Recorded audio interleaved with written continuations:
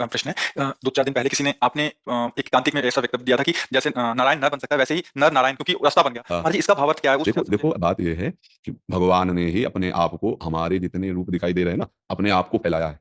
समझ रहे हो ना? वासना वासुदेवस्य वासितम भुवनत्रयम् सर्वभूत निवासोऽस्मि वासुदेव नमोस्तुते। वासुदेव भगवान ने अपनी एक इच्छा प्रकट की कि मैं ही इतने सब रूपों में हो जाऊं। जैसे वेद में कहा गया एकोहम बहुक्षमा, तो बहुत रूपों में फैल गए। अब इस रूप में आकर हम भूल गए अपने आप को। अपने को मनुष्य मानने लगे, स्त्री मानने लगे, पुरुष मानने लगे। अगर हम लौटे तो देखो गीध देह तज धरि हरि रूपा, किस रूप में भगवान को प्राप्त हुआ? हरि रूप हुआ ना, आया ना रामायण में। गीध देह तज धरि हरि रूपा, एक जगह आया है कि मम दर्शन फल परम अनूपा और जीव पाव निज सहज स्वरूप। वो सहज स्वरूप जानते हो क्या है? हरि, आत्मस्वरूप। देखो इस चौपाई का मनन करे, बहुत मनन से ही समझ में आएगा। सोई जाने जे ही देहु जनाई तो जानत तुम्हें तुम्हें, अब उसका मतलब समझिए ना, वो भगवत स्वरूप हो जाता है। तो नर जो बना हुआ है वो अंदर में नारायण ही है। वो अपने को भूल करके नर शरीर में, जब कुत्ता बने तो कुत्ते शरीर में तन्मय था। हम इसका बहुत सरल उदाहरण देते हैं कि जब आदमी रिक्शा चलाता है उसको बोले ए रिक्शा, खड़ा हो जाएगा। कुछ दिन बाद वो टैक्सी ले ले तो आप उसको बोले एक रिक्शा नहीं खड़ा होगा, अब उसको बोले ए टैक्सी, खड़ा हो जाए। क्या वो रिक्शा है? क्या वो टैक्सी है? पर वो उसका चालक होकर इतना तन्मय है कि उसको बोला जाता है रिक्शा, ए रिक्शा, तो खड़ा हो जाएगा। जी बोलिए, वो रिक्शा है, उसका नाम रिक्शा है। अगर सही ढंग से देखो तो रिक्शा उसकी गाड़ी है, वो थोड़ी है। तो ए पुरुष, ये गाड़ी है, हम खड़े हो गए। स्त्री, ये गाड़ी है, खड़े हो गए। बिल्कुल अज्ञान की तरह, ना कोई स्त्री है ना कोई पुरुष है, अंदर वही नारायण है। तो जो है वही है। जब आप अपने स्वरूप की तरफ बढ़ेंगे तो वही है।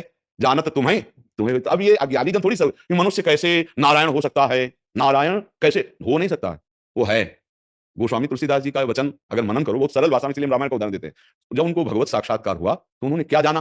बोले जड़ चेतन जग जीव जत सकल राम मैं जानी। क्या दिखाई दिया उनको? सब में राम रमा हुआ है, दिखाई दिया ना। अगर वो अपने जान जाए स्वरूप को तो राम के स्वरूप को नहीं प्राप्त हो जाएगा क्या? अज्ञानी जीव अपने को देह मानकर सोचता है कहां भगवान और कहां मैं। बस यही भ्रम हो गया।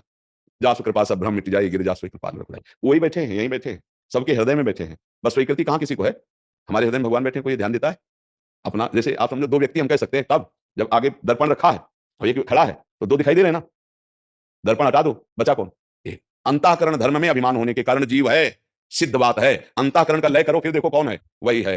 जानत तुम्हें तुम्हें हो जाए, वही है, दूसरा कोई नहीं है। हाँ, अब उसका रसास्वादन होता है दास्य भाव से, सख्य भाव से, वात्सल्य भाव से, कांता भाव, भाव के द्वारा रसास्वादन होता है। सत्य वस्तु एक है कि दो? फिर ये कि मनुष्य नारायण कैसे हो सकता है, तो दो वस्तु कहां हुई? अब तुम द्वैत में फंसे हो, अज्ञान में फंसे हो, संसार में फंसे हो, तो तुम्हारा बोलना सत्य है कि तुम जैसे देहाभिमानी नारायण के स्वरूप को क्या जानोगे? पर अगर देहाभिमान का छोड़ क्या करो तो तुम स्वयं वही हो। अभी सबको पता नहीं वेद क्या कहता है? तत्त्वम असि, ये महावाक्य है। तत्त्वम असि, तुम जिसे खोज रहे हो त्वम असि, जिसे खोज रहे हो तत्, और जो त्वम वो असि, तुम वही हो। बस समझना बड़ा कठिन।